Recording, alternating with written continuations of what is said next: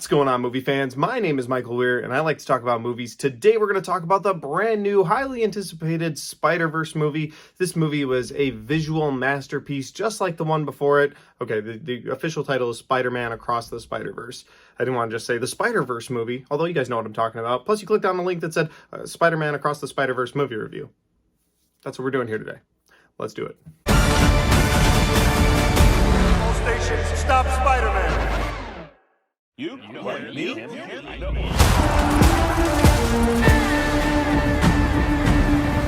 then I looked at my uncle and... Let me guess. He died?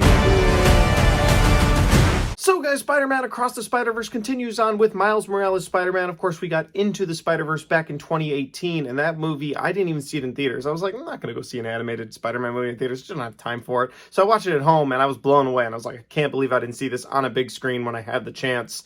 Damn it. And so this movie, I was like, I need to see it on opening night, and I went and saw it on opening night, and it is a visual masterpiece. But I'll get into the likes and dislikes for this in a little bit. Let's talk about the synopsis for this movie. So the synopsis for this movie is very spoilery, so I gotta be careful. And basically, I'm going off of what IMDb has given me in this review, because I don't want to spoil things for somebody who hasn't seen the movie. Essentially, Miles Morales meets up with all of the Spider-Men from all of the different multiverses, who are all tasked with protecting the multiverse, because Spider-Man is such an important character. And most notably in this movie, you have Miles Morales as Spider-Man, you have Gwen Stacy's Spider-Woman or Spider-Girl or just Spider-Man, I guess. And then you have Miguel O'Hara's 2099 Spider-Man, who is just this incredible character, and it was so cool seeing him on the screen. There's a million other Spider-Mans, just to be clear, and there's so many different cameos that I don't want to spoil anything. So essentially, these Spider-Mans are tasked with keeping reality safe. And there's certain things that have to happen in every reality. And one of those things is like you have to watch your Uncle Ben die. It's just something that has to happen for the natural progression of every Spider-Man everywhere. When they come across something that Miles Morales disagrees with, Miguel O'Hara is like, okay, and for that, we're going to put you in a little cage.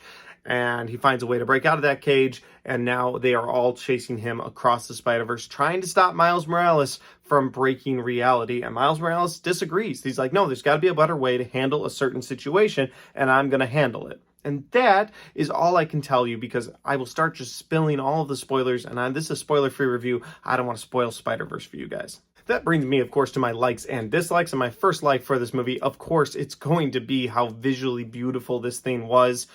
I could just watch movies like this all day. The animation style in this movie is so great that it changed animation and what people put out in theaters these days. Puss in Boots did it. The upcoming TMNT is doing it. Like, animation has changed because of the animation in these movies. So that is such a highlight for my likes, because watching this thing is just visually beautiful, and you should see it on the biggest possible screen. Of course, the laughs are another like I have for this movie. The comedy is done really well. There's a moment where there's this ATM that the Spot is trying to push through a hole, and it's like popping up in the street, and you just hear a side character off one of the side speakers in the theater go, who left this ATM here in the street? It's just funny stuff like that that really gets you laughing throughout the entire movie. It's that subtle humor, and it works so well. I will say this, there's not as much humor in this movie as there was in Into the Spider-Verse. I felt like the laughs just didn't stop at a certain point, like when Spider-Pig showed up, or Spider-Ham, I think his name is, but you get the idea, or Nicolas Cage's Spider-Noir, who was definitely missing from this movie. I'm hoping we get him back in the next movie.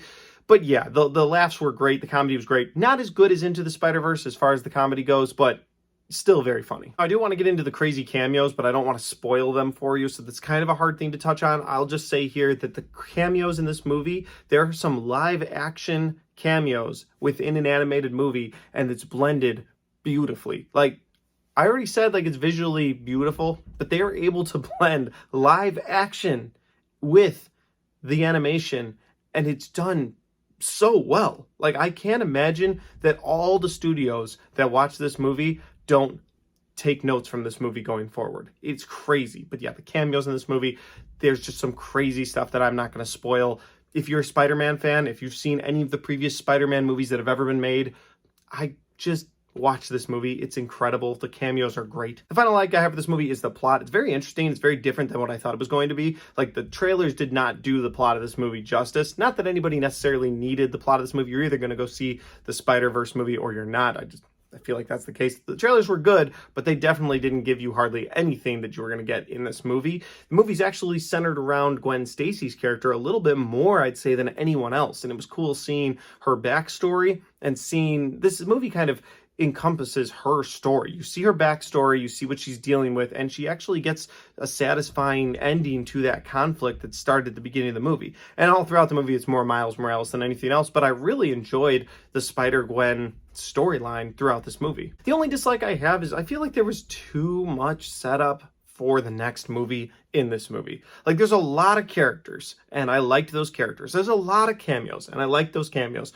But at a certain point, I was like, 2 hours and 20 minutes might be a little too long. Like, it's just, I started to feel that runtime, and I feel like they could have pushed a little bit more to the next movie, or make a fourth movie, because this movie was so damn good.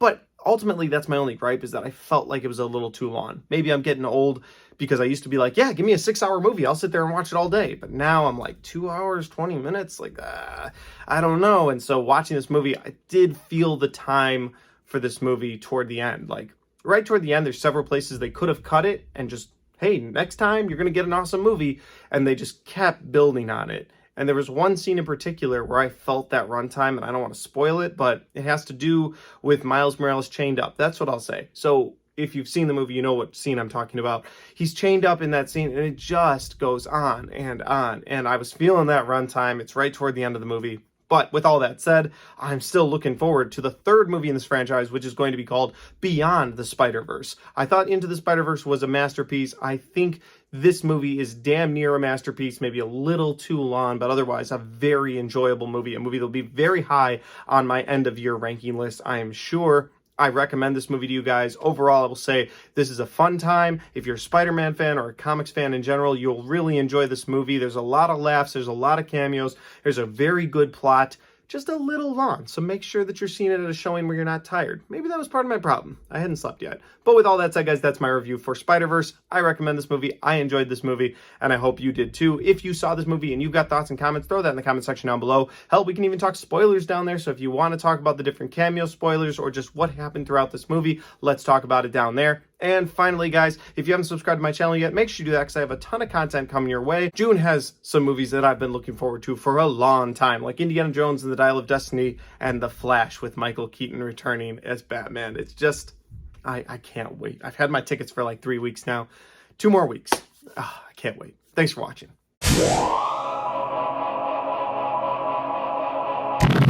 Well, guys, that's the end of another review. We talked about Spider-Man Into the Spider-Verse this time around. I had a really good time talking about this movie.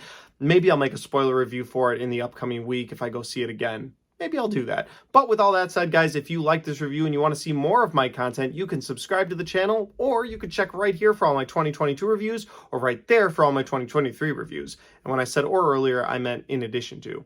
You can subscribe to my channel, and then you can check out those videos. Look, I appreciate it. Thanks for watching. See you next time.